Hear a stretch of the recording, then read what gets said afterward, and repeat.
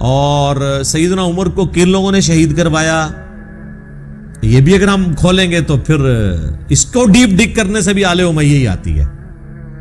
سیدنا عمر کا قاتل کون تھا؟ نام لیتے ہیں جی، وہ کہتے ہیں جی ایرانی تھا جی، ابو لولو فیروز تھا. سر ایرانی تو تھا، وہ غلام کس کا تھا؟ حضرت مغیرہ ابن شعبہ کا رضی اللہ تعالیٰ. اور بخاری میں یہ موجود ہے الفاظ. اور پھر اس سے اگلا تلخ پہلو یہ ہے کہ حضرت مغیرہ ابن شعبہ پوری زندگی حضرت معاویہ رضی اللہ تعالیٰ عنہ کے دستے راس رہے ہیں. اب اگر میں فلنگ دی بلینکس کرنا شروع کروں تو میں عبداللہ ابن سبا والا جو ڈھونگ انہوں نے رچایا ناسبیوں نے، اس سے بہتر سٹوری احادیث کی بنیاد پہ بلڈ کر سکتا ہوں کہ حضرت عمر کے قاتلین کون ہیں کہ جنہوں نے پورے اسلامک سسٹم کو نقصان پہنچا کے بعد میں اس کے اوپر قبضہ کیا ہے. اور اس کی سپورٹ میں بخاری کی وہ حضرت عمر کا آخری خطبہ بھی لا سکتا ہوں. صحیح بخاری میں انٹرنیشنل نمبر کے مطابق 6830 نمبر حدیث ہے. حضرت عمر جس سال شہید ہوئے ہیں بس اسی مہینے میں وہ شہید ہو گئے، 26 ذوالحجہ کو. انہوں نے جو آخری حج کیا ہے 23 ہجری میں، تو وہ منا میں عبداللہ ابن عباس کہتے ہیں کہ اور عبد الرحمن بن عوف کہ ہم بیٹھے ہوئے تھے، ایک شخص نے آ کے کہا کہ امیر المومنین آپ نے لوگوں کی گفتگو نہیں سنی، لوگ کہہ رہے ہیں کہ عمر جب مر جائے گا تو ہم فلاں شخص کی بیعت کر لیں گے. تو حضرت عمر کو بڑا غصہ آیا، انہوں نے کہا مسلمانوں کے مشورے کے بغیر بیعت کریں گے یہ؟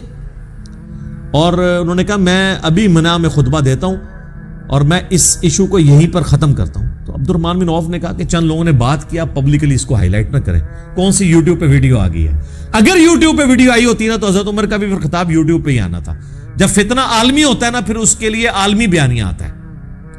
خیر مدینہ شریف واپس آئے، وہاں کے انہوں نے ایک ڈیٹیل خطبہ دیا. 6830 نمبر حدیث بخاری کی، ہمارے کربلا والے ریسرچ پیپر میں بڑی لمبی حدیث ہے. اس میں الفاظ ہیں کہ کوئی شخص سیدنا ابوبکر کی خلافت کو پلی نہ لے کہ آمدہ بھی کبھی مسلمانوں کے مشورے کے بغیر اس طریقے سے خلیفہ چن لیا جائے. یعنی حضرت عمر یہ سمجھتے تھے کہ حضرت ابوبکر کو بھی کیٹاسٹروفیکلی چنا گیا، جس طریقے سے مشورہ ہونا چاہیے تھا ویسے نہیں ہو سکا، لیکن وہ ایک ایکسیپشن ہے کیونکہ امت اس کے اوپر راضی ہوگی. اور پھر دوسری بات، حضرت ابوبکر کے پائے کی کوئی اور پرسنالٹی نہیں تھی کہ امت کوئی کلیم کرتا کہ ہاں جی میں بھی اس لیول پہ آ کے تو میں دعوے دار ہوں. ایون مولا علی علیہ السلام نے بھی ان کو 6 مہینے کے بعد ایکسیپٹ کر لیا. اس کے اوپر میری ڈیٹیل ویڈیو ہے سیدہ فاطمہ کا قاتل کون، تو آپ دیکھ لیں، میں نے سارے ٹروتھ اس کے اندر ریویل کیے ہیں ایک ایک حدیث کے نمبر ڈسپلے کر کے. تو بہرحال حضرت عمر فاروق رضی اللہ تعالیٰ عنہ نے کہا کہ یہ چیما گوئیاں جو میں سن رہا ہوں نا کہ عمر مر جائے گا تو فلاں کے، تو ان کا مسلمانوں کے مشورے کے بغیر تم خلیفہ چنو گے؟ اللہ کی قسم اگر اس طرح ہوا تو پھر اس کا انجام قتل و غارت ہوگا. جس کی بیعت کی گئی اور جو بیعت لینے والے ہیں یہ دونوں کے دونوں جو ہیں وہ خون ریزی کا شکار ہوں گے. اور حضرت عمر نے اس بیعت کو اسٹیبلش ہی نہیں مانا کہ جو تلوار کی دھونس پر لی جائے.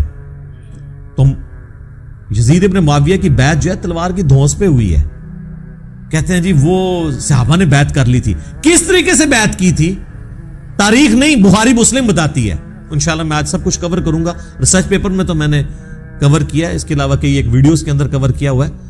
تو جو دھونس اور بدماشی کے ساتھ بیعت لی جائے تو بیعت سیدنا عمر کے فتوے کے تحت اسٹیبلش ہی نہیں ہوتی.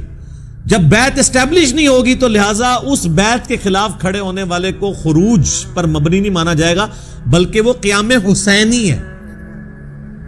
خروج وہ ہے جو مولا علی کے خلاف ہوا ہے جنگ جمل صفین اور نہروان کے اندر، کیونکہ ان کی بیعت اسٹیبلش تھی، وہ خلفائے راشدین میں سے.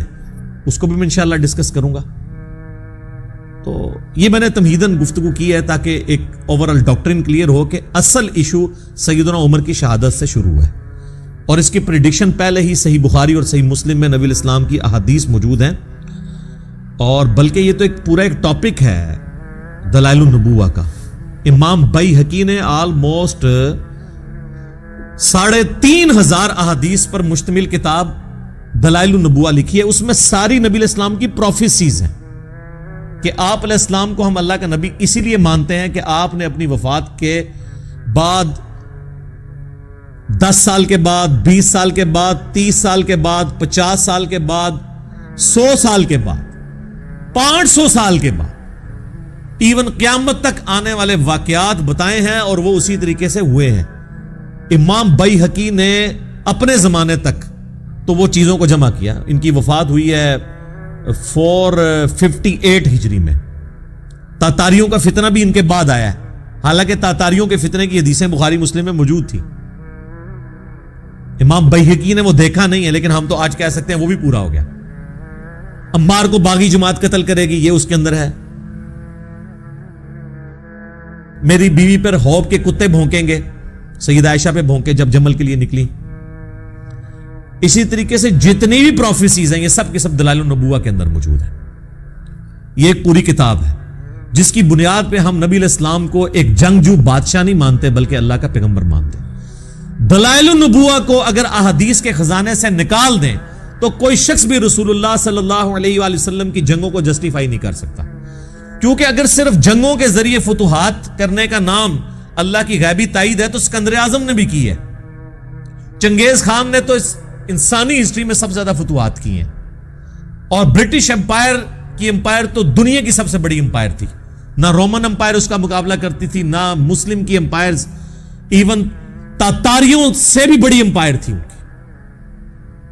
تو ہم کیا کہیں گے، یہ سب کے ساتھ غیبی تائید تھی. ادھر ادھر فرق یہ ہے کہ ان لوگوں نے یہ نہیں بتایا تھا کہ ہمارے بعد کیا ہوگا، لیکن ہمارے نبی علیہ السلام اللہ کے پیغمبر ہیں، وہ جنگجو نہیں ہیں.